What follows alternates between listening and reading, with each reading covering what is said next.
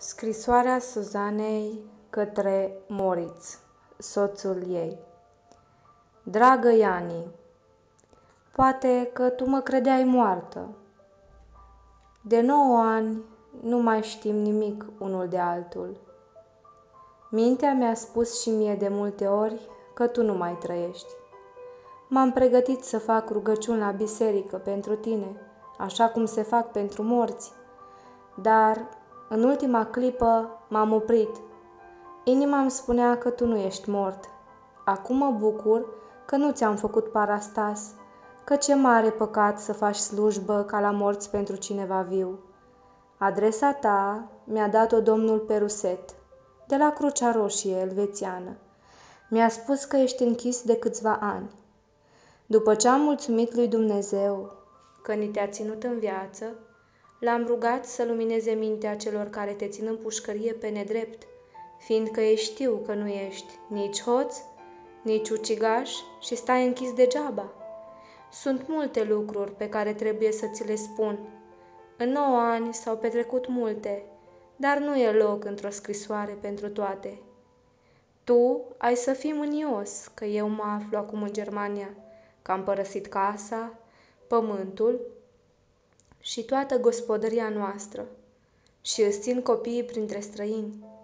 De aceea îți voi scrie cum s-a petrecut totul. Tu ai plecat a doua zi de Sfinți Împărați Constantin și Elena. Oamenii din sat spuneau că jandarmii te-au dus cu pușca de la spate. Eu n-am crezut, fiindcă știam că nu ești vinovat cu nimic și nu aveau de ce să te ducă cu pușca de la spate jandarmii și să te închidă ca pe hoți. Când s-au împlinit 4 săptămâni de la plecarea ta, eu am făcut pâine și te-am așteptat să vii. Știam că ai să te întorci însetat și flămând, dar după ce pâinea s-a uscat, am dat-o copiilor și am făcut alta, ca să fie proaspătă când sosești tu, căci nu știu de ce. Îmi spunea inima că ai să sosești curând. Te așteptam în fiecare zi. Credeam că ai să vii seara și lăsam poarta deschisă, ca să nu trebuiască să aștepți până vin eu să ți-o deschid. Eu știam că ai să vii obosit și au să doară picioarele și de aceea nu voiam să te las să aștepți la poartă. Dar tu, dragă Iani, n-ai venit.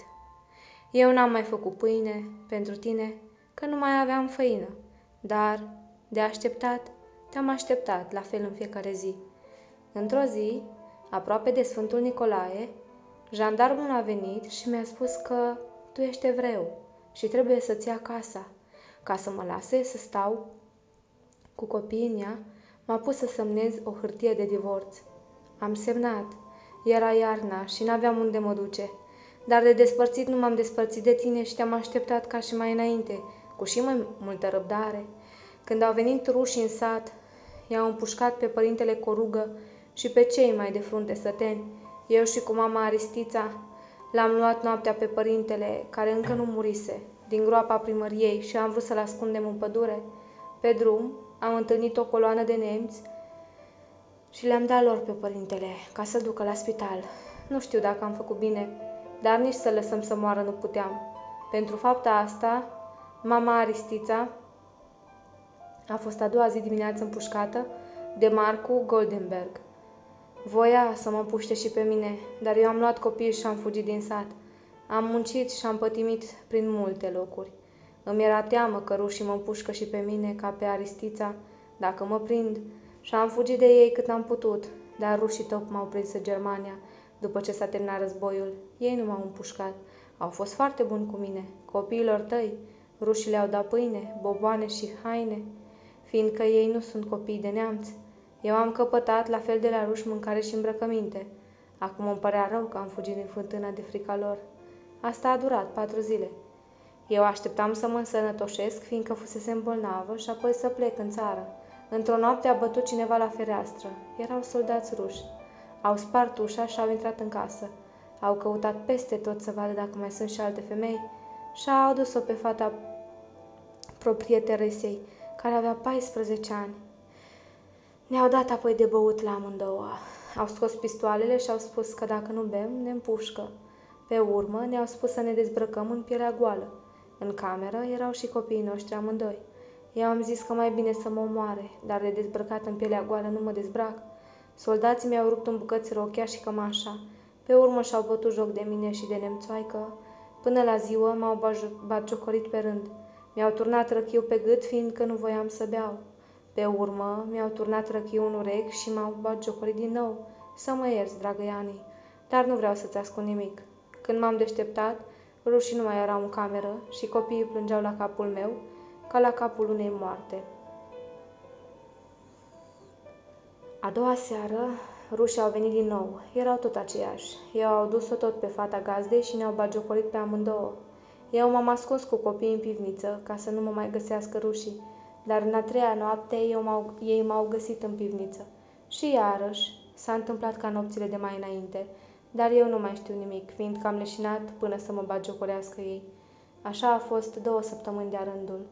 M-am ascuns în grădină, la vecini, în pod, dar rușii mă găseau peste tot. N-am scăpat în nicio noapte de ei.